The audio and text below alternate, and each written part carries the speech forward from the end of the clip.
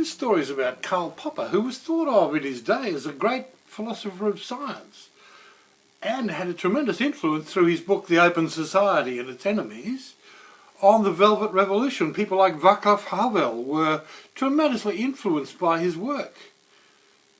He was always an outsider, he was always a displaced person. He had, as a Jew, fled Vienna before the war and ended up in New Zealand of all places.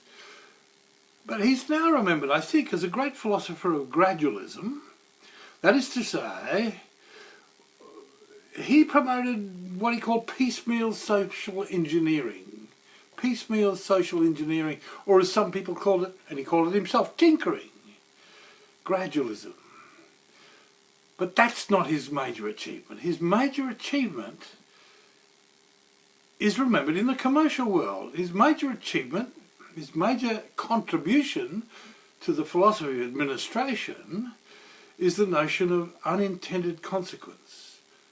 It's a very brave executive who goes to a board nowadays with a new proposal, attempting to cost it, attempting to make projections without some consideration of possible unintended consequences.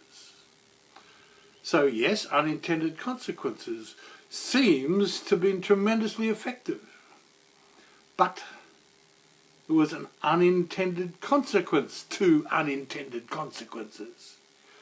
That is to say, I don't think anybody could have predicted that it actually smashed the mythical hold of the nexus, the link, the connection between wrongdoing and harm. So ever since the Proverbs and the Psalms and Shakespeare and Disney, we've got this good things happen to good people and bad things happen to bad people. And if something bad happens, if there's a collapse, if there's a failure, then you look for somebody or something you can blame. But unintended consequences blew that to bits.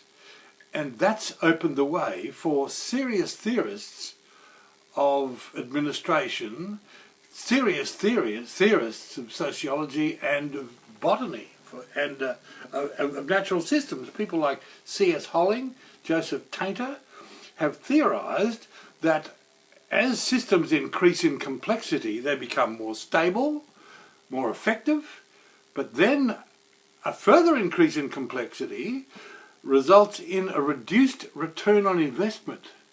And then there begins to come in a kind of fragility to the system. As you add complexity, the whole system becomes more fragile until finally there's a collapse. So here collapse and failure are theorised completely separate from wrongdoing. So you can ditch the blame game. And if you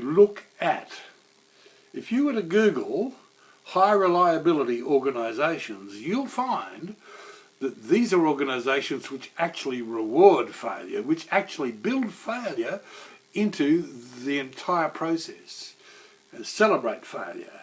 I have a young friend who heads up a big architectural office, and every Friday afternoon at drinks, they celebrate the fuck up of the week.